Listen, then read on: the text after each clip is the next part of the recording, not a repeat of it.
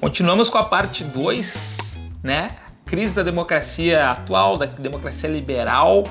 E tá bom esse chazinho aqui de laranja que você fez, Andrei? Bota a vinheta aí que nós vamos tomar um chá.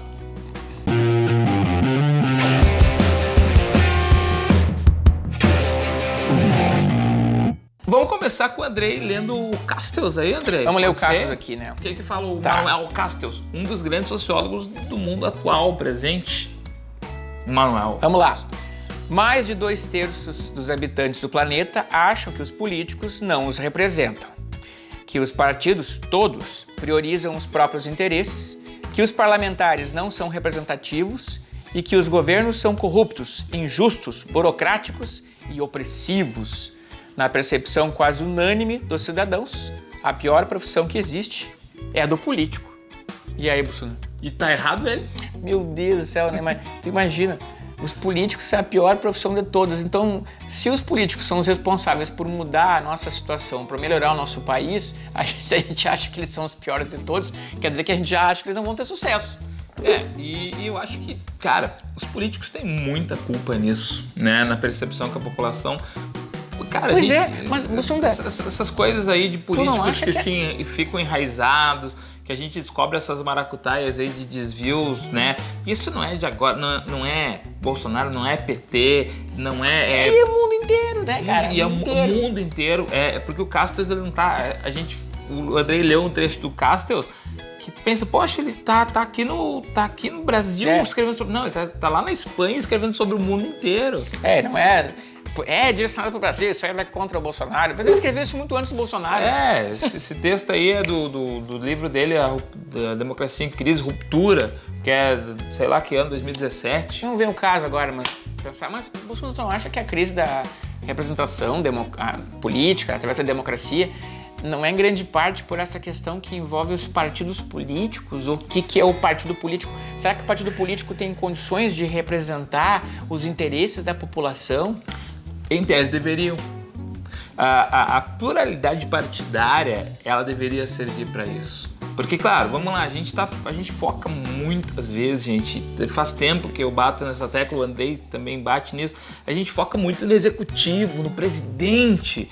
Cara, o presidente, ele é mais um que está lá.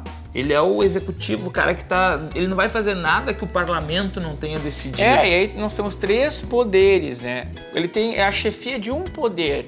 É isso que o presidente é. Então ele não vai mudar a estrutura de um país sem passar por cima do Senado, da Assembleia, no caso dessa relação bicameral, né? Que é do parlamento como um todo, né? Ele não vai passar por cima da justiça, não vai passar por cima das leis. Se ele fizer isso, vai dar um golpe de Estado.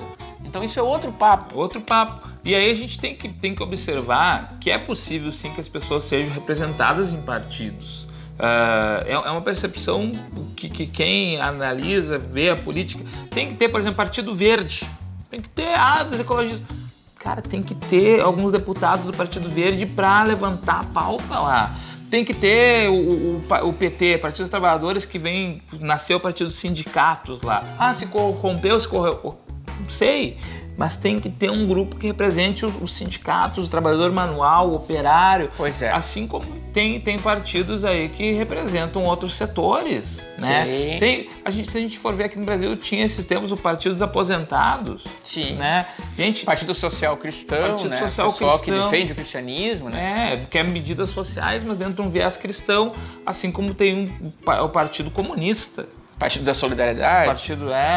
Então, o Solidariedade. Solidariedade. Né? Solidariedade apenas. Então, o PSL, me diz o que é o PSL. Partido Social Liberal. Olha aí. Social com liberal. Então, claro, um dos problemas que o Brasil tem é o Partido Social Democrata Brasileiro não é social-democrata. Mas na verdade é o seguinte, né? Enfim, nós não vamos cobrar toda a coerência do nome específico que está ali no partido, porque no Brasil não funciona assim. A gente sabe que não. Mas a gente sabe que, sim, é possível haver uma representação. Só que existem algumas questões que são intrínsecas a essa crise atual. A gente vive uma crise que, por exemplo, o Enem já pautou essa crise quando começou a ter, em 2011, a crise europeia.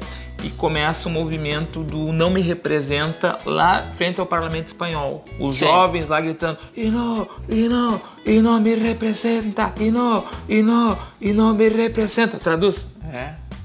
Eu não sei. E não me representa. Eu não sei espanhol. E não me representa a tradução.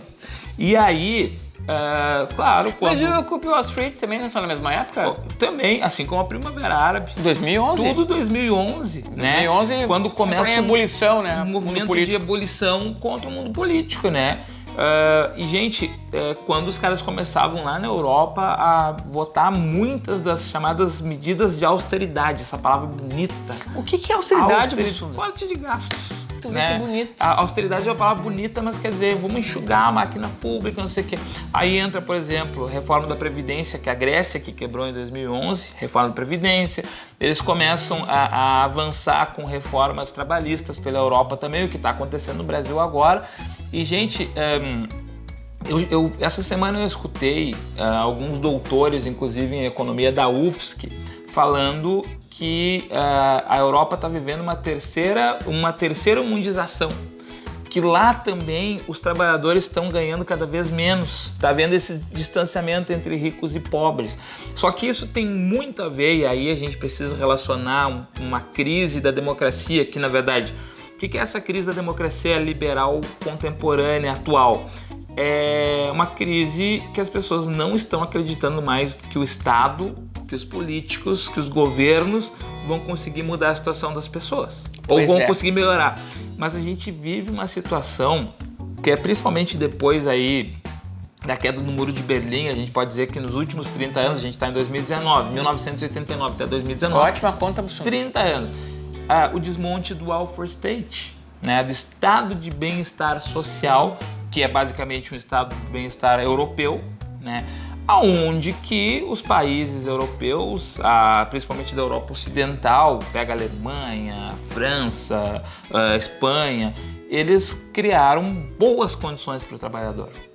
Onde eles criaram uma boa educação, um sistema público educacional, uma boa previdência, um bom sistema de saúde, né? Então, existia uma situação que, inclusive, alguns autores, né, como o meu saudoso Eric Hobsbawm, que eu sou fã, faleceu já em 2013, o Hobsbawm, que é o maior historiador do século XX, se alguém discordar, eu brico.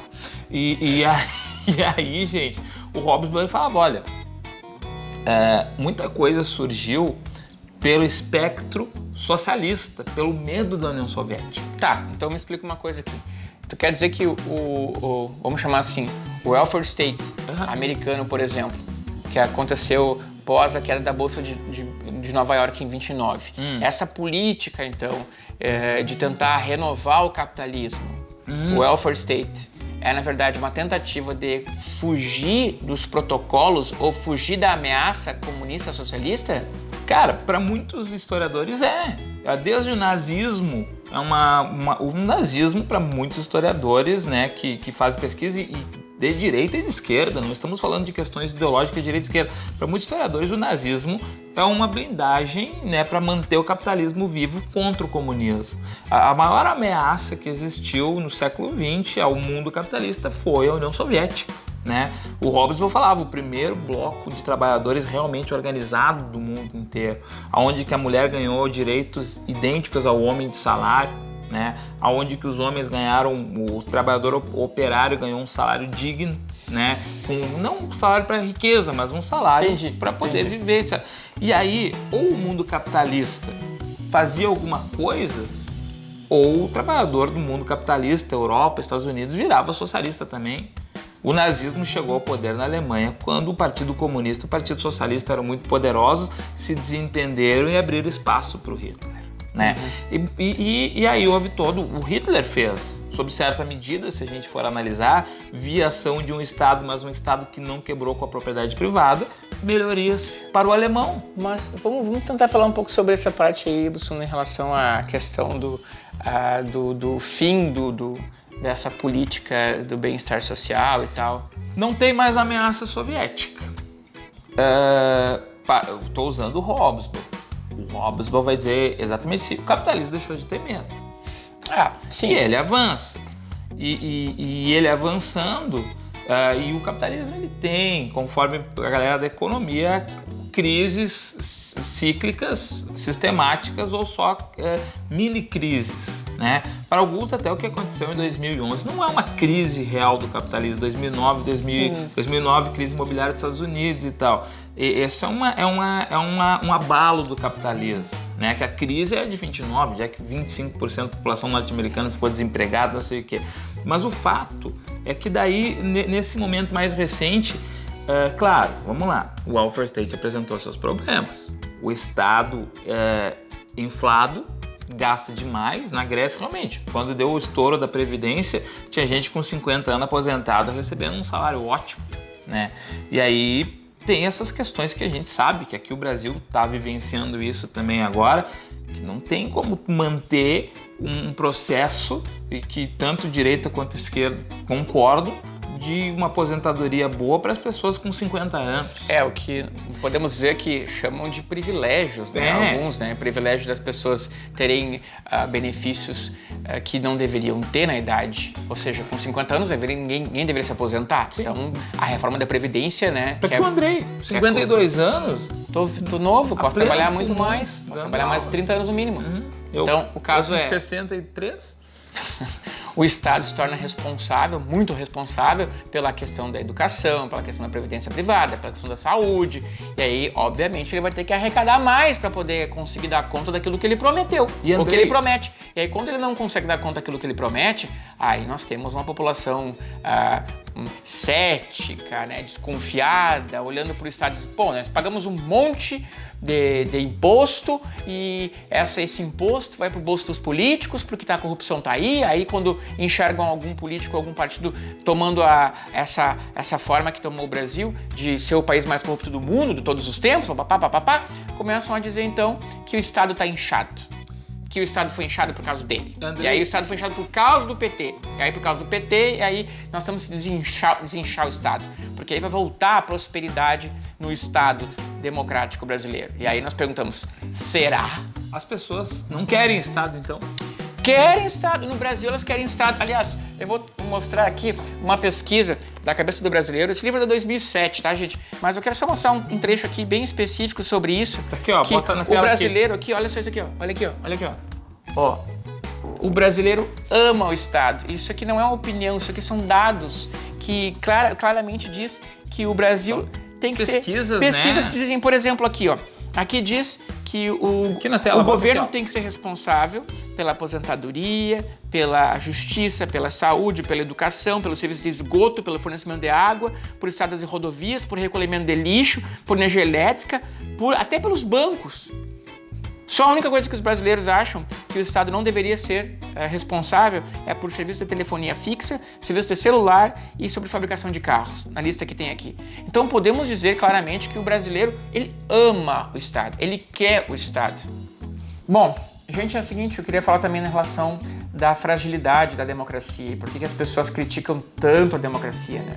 Bom, a gente sabe que alguns historiadores e filósofos dizem que existem 3 condições para existir democracia, né? Primeira condição é que exista a troca de pessoas no poder, ou seja, a rotatividade. Outra coisa, tem que ter espaço para o conflito, espaço para o debate, o embate entre ideias. Tem que ter espaço para o conflito. O conflito não é soco na cara, para se guerrear, para a internet chegar lá e dizer assim... não ter uma verdade pronta e ter uma discussão. É uma discussão. É o chamado discussão famoso, com bases racionais. E o famoso espaço para o contraditório, que muitos advogados gostam de falar. Então, se alguém me questiona e diz que eu estou errado, eu posso me justificar e dizer que eu estou certo por N razões. Então, esse espaço do conflito, na verdade são as casas do povo, a Assembleia, Câmara, nós precisamos usar esses espaços para discutir ideias. Então, esse bate-boca, essa discussão é necessária para que haja democracia. Em qualquer sistema democrático funciona esse sistema, funciona essa relação. Então, para que exista democracia, é preciso um espaço para discutir, para debater ideias.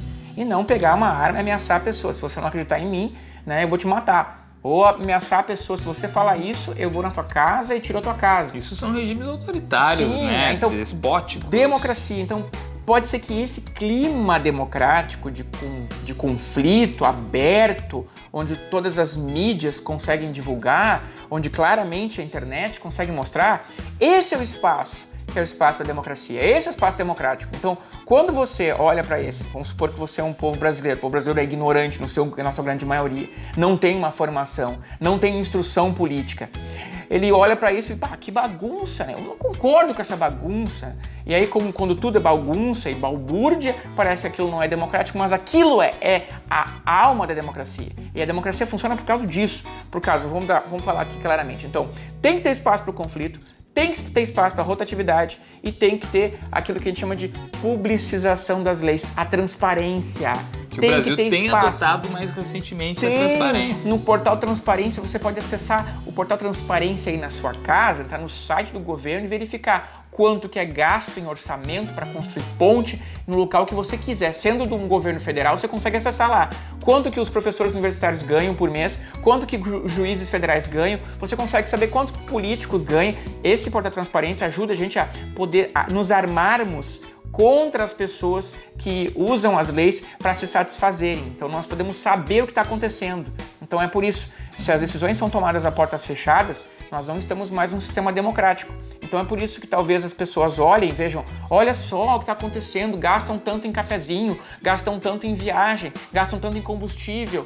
Mas aí que tá, quanto mais você souber sobre o processo, né, assim como dados divulgados pelo INPE, quanto mais você souber sobre isso, mais democrática é uma sociedade. Quanto menos você souber das coisas que acontecem num país, menos democrático ele é. Quem fala isso é Norberto Bobbio, é um dos maiores juristas do século XX, um dos maiores filósofos do século XX, e essa é uma pessoa que, vamos dizer assim, podemos dizer claramente que é uma referência mundial. É uma referência mundial, morreu em 2003, se eu não me engano, mas é atualíssimo em termos de detalhes de como é que a gente pode ver essa democracia. Por isso que o pessoal acha que democracia é uma bagunça, que talvez a transparência e o conflito, que é comum na democracia, pareça uma balbúrdia.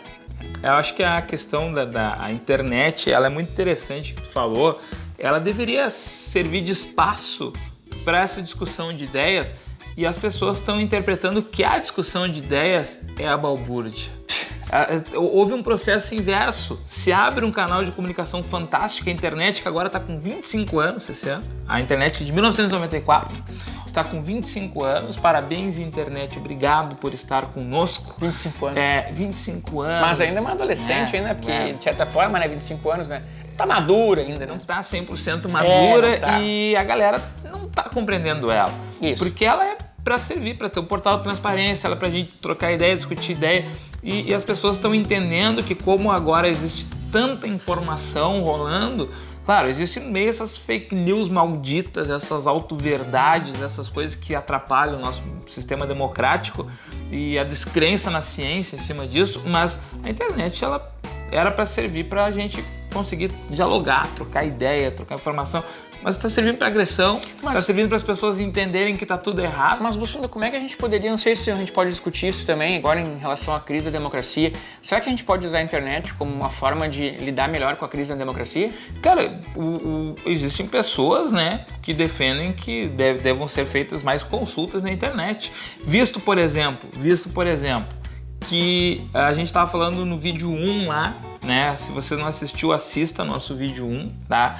Que esse aqui é o vídeo 2 sobre a crise da democracia. A gente fala, a democracia grega, porque tinha pouca gente, tinha uns 40 mil e muitos não iam nas assembleias, possibilitava que todo mundo estivesse participando ali, envolvido mesmo diretamente. Hoje não tem como a gente reunir o número de eleitores do Brasil, mais de 100 milhões de pessoas. Pois é. Né? Não tem, mas a internet deveria servir cada vez mais. O Senado seguido faz consultas, mas são consultas. Acho que a gente deveria fazer, eventualmente, alguns referendos, algumas coisas. Podemos dizer, então, você está querendo dizer para as pessoas que talvez a internet, a facilidade de comunicação, de acesso à informação, façam que as pessoas possam agir diretamente, ao invés de serem representadas? Talvez no futuro a gente consiga a volta da democracia direta. Tu tá dizendo então que a democracia representativa ela não tem sucesso, não vai ter sucesso? Olha pro meu olho aqui, ó. Estou sendo um visionário. Assim como vários anarquistas também, né? Assim como vários anarquistas. Que defendem a democracia direta. Gente, tu é um anarquista. Não. Eu não sou um anarquista, eu não gosto, eu não consigo me adequar na anarquia. Eu preciso de um Estado mesmo que seja o Estado mínimo dos liberais, né? Não quero um Estado soviético, a não ser que eu seja o novo Stalin. Eu gosto de ditadura se eu posso ser o ditador. Só. Qual foi o ditador careca que existiu? Mussolini? Foi? Não vi nenhum. Mussolini. Careca. Ah, tá me chamando Não, careca. não, estou dizendo que é o segundo. Quer dizer, o seu segundo. Eu uso... Não, sou careca. Pois é. Mas vamos fazer o seguinte, ó. Vamos ser didático. Colocar aqui pautando didaticamente. Hoje, a gente estava já propondo soluções. Por que a galera não está acreditando na democracia conforme Manuel Castells? Vamos por itens. Item primeiro. A formação de uma casta política. E a política midiática é do escândalo.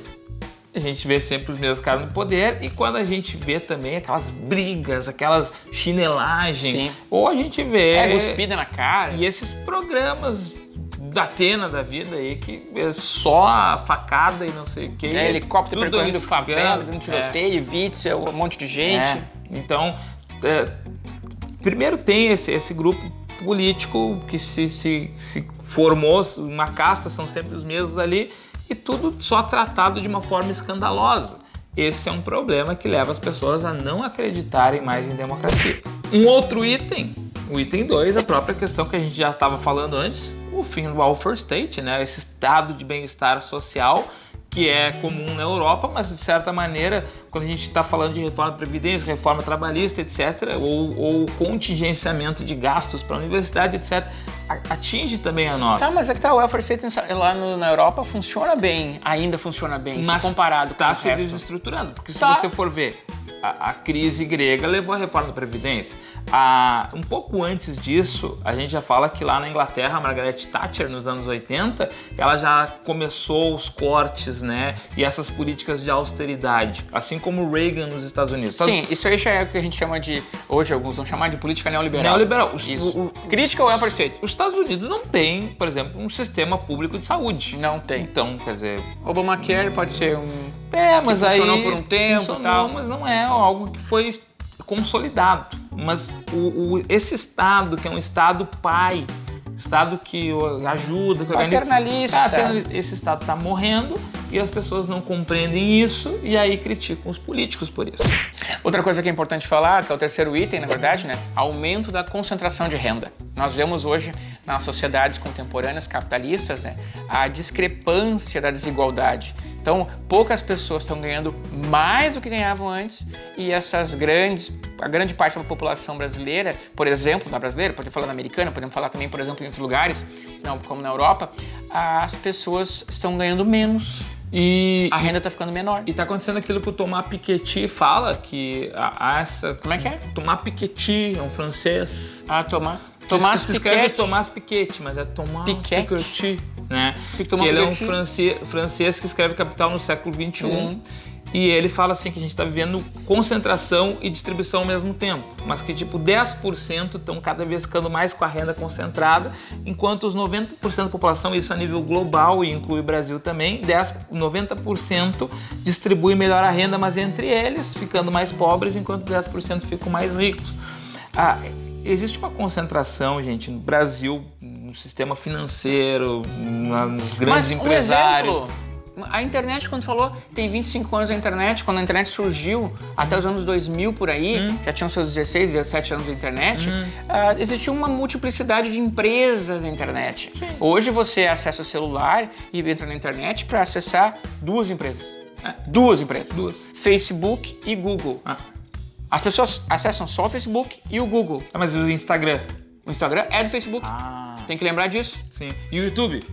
O YouTube é do Google. É do Google, é mesmo. Tu vê, é isso que eu estou dizendo. A concentração do maior número de informações que nós temos no mundo hoje na mão de duas empresas que lucram bilhões e bilhões e bilhões e bilhões com informação que retiram de você. E as pessoas não compreendem que isso é um processo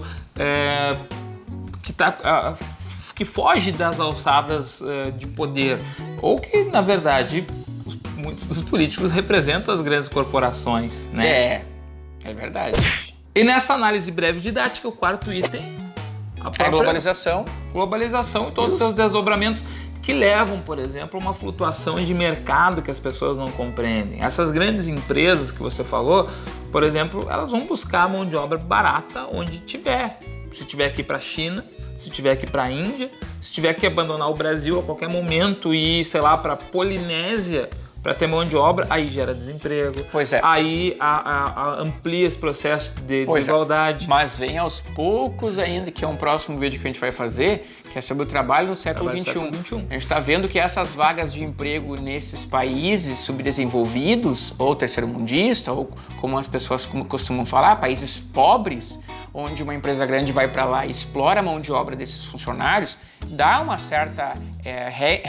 a economia desse lugar passa a ser próspera quando essa empresa vai para lá, mas o valor que ela paga por hora de trabalho desses funcionários é muito pequeno. Só que agora nós temos uma transição que vai ocorrer aos poucos, que é a transição de que nem essas vagas mais vão existir, porque todas elas vão ser substituídas, porque são mão de obra não especializada, né? Substituída por robôs. E aí a gente está num processo muito difícil. O Bauman ainda anunciava lá no início do século XX que a gente está numa espécie de um fim de uma era, assim. A gente está tentando, vamos ver o que vai acontecer, mas a gente não está compreendendo essa introdução da pós-modernidade, essa coisa aí. E a democracia não é mais o que era, e agora o que vem depois? Vão desmontar a democracia. Por isso que muita gente busca referenciar, sei lá, nos anos 50, né? E talvez as pessoas busquem autoritarismos como tentativa de solucionar esse tipo de política democrática que para elas não dá certo.